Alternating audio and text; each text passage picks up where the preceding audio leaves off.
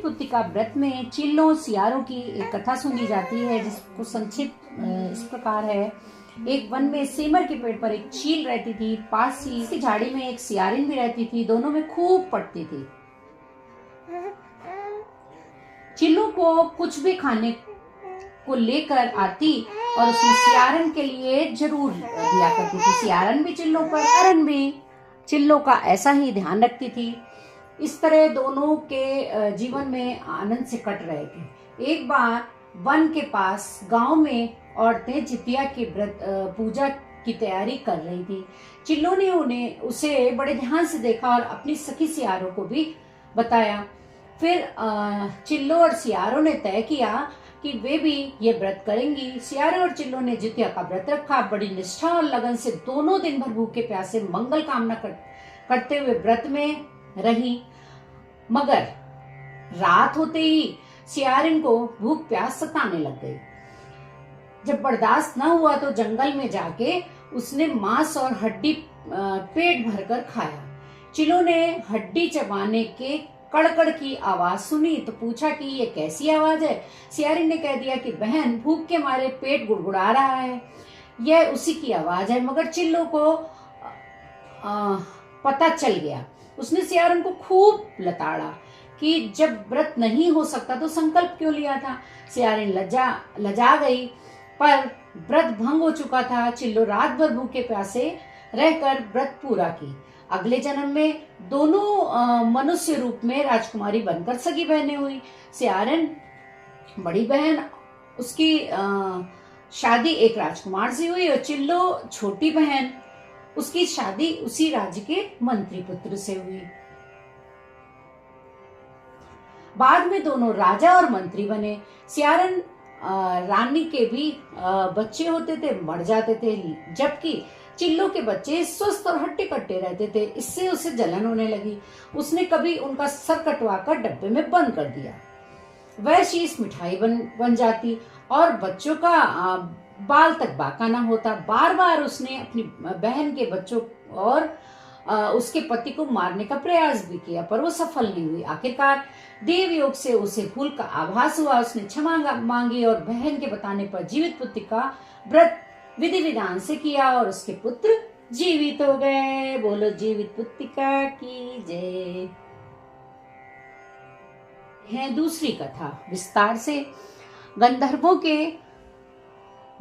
के राजकुमार का नाम जिमूतवाहन था।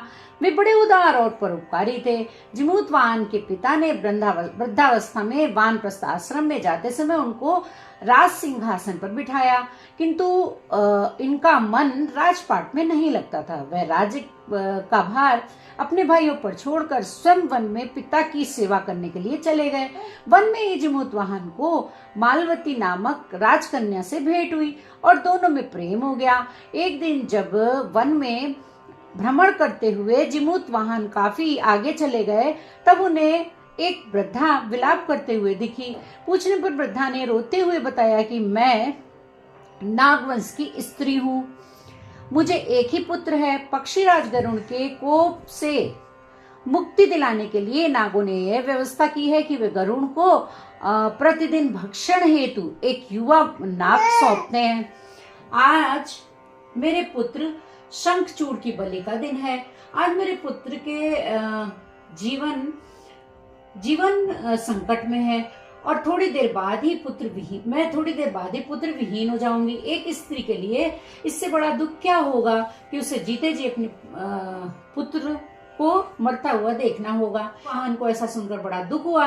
उन्होंने उस वृद्धा को आश्वासन कर देते हुए कहा कि डरो मत, मैं अब तुम्हारे पुत्र के प्राणों की रक्षा करूंगा।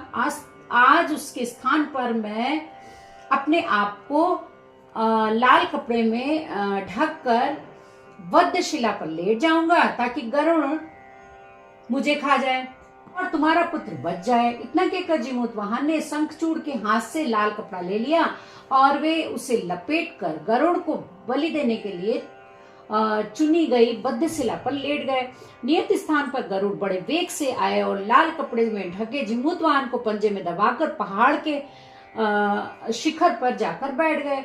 गरुड़ ने अपने कठोर चोंच का वार किया और जिमूतवाहन के शरीर से मांस का बड़ा हिस्सा नोच लिया।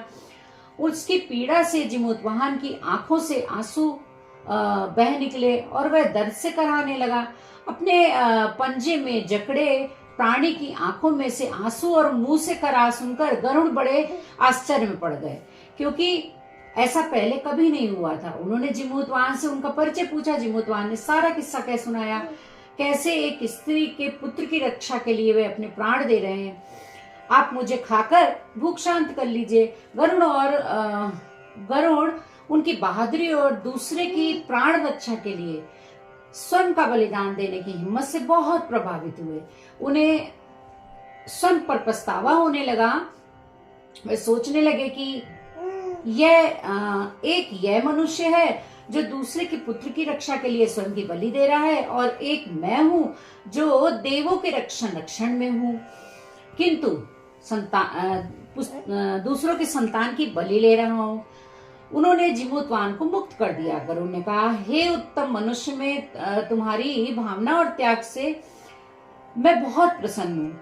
मैंने तुम्हारे शरीर पर जो घाव किए हैं उसे ठीक कर देता हूँ। तुम अपनी इस प्रसन्नता के लिए मुझसे कोई वरदान मांग सकते हो। राजा जिमूतवाहन ने कहा कि हे पक्षीराज, आप तो सर्वसमर्थ हैं। यदि आप प्रसन्न हैं और मुझे वरदान ही देना चाहते हैं तो आप सर्पों को अपना आहार बनाना छोड़ दीजिए। आपने अब तक जितने भी प्राण लिए हैं उन्हें जीवन दान दीजिए। गरुड़ ने सबको जीवन दान दे दिया और नागों की बलि ना लेने का वरदान भी दे दिया। इस प्रकार जिमूतवाहन के साहस से नाग जाति की रक्षा हुई। गरुड़ ने कहा कि तुम्हारी जैसी इच्छा वैसा ही होगा। हे राजा, जो स्त्री तुम्हारे इस बलिदान की कथा सुनेगी और विधिपूर्वक व्रत का पालन करेगी, उसकी संतान मृत्यु के मुख से भी निकल जाएगी। तब से ही पुत्र की रक्षा हेतु जिमूतवाहन की पूजा की प्रथा शुरू हो गई। यह कथा कैलाश पर्वत पर भगवान शंकर ने माता पार्वती को सुनाई थी। जीवित पुत्रिका के दिन भगवान श्री गणेश, माता पार्वती और शिव जी की पूजा एवं ध्यान के बाद कथा सुननी चाहिए। स्टार्ट से तीसरी कथा भगवान श्री कृष्ण की। यह कथा महाभारत काल से जुड़ी हुई है। महाभारत युद्ध के बाद अपने पिता की मृत्यु के बाद अश्वत्थामा बहुत ही नाराज था और उसके अंदर बदले की आग तीव्र थी, जिस कारण उसने पांडवों के शरीर में घुसकर सोते हुए 5 लोगों को पांडव समझकर मार डाला था। लेकिन वे सभी द्रौपदी की 5 संतानें थी। उसके इस अपराध के कारण उसे अर्जुन ने बंदी बना लिया और उसकी दिव्य मणि छीन ली, जिसके फलस्वरूप अश्वत्थामा ने उत्तरा की अजन्मी संतान को गर्भ में ही मारने के लिए ब्रह्मास्त्र का उपयोग किया, जिसे निष्फल करना नामुमकिन था। उत्तरा की संतान का जन्म लेना आवश्यक था, जिस कारण भगवान श्री कृष्ण ने अपने सभी पुण्यों का फल उत्तरा की अजन्मी संतान को देकर उसको गर्भ में ही पुनः जीवित कर दिया। गर्भ में मरकर जीवित होने के कारण उसका नाम जीवित पुत्रिका पड़ा और आगे जाकर यही राजा परीक्षित बना।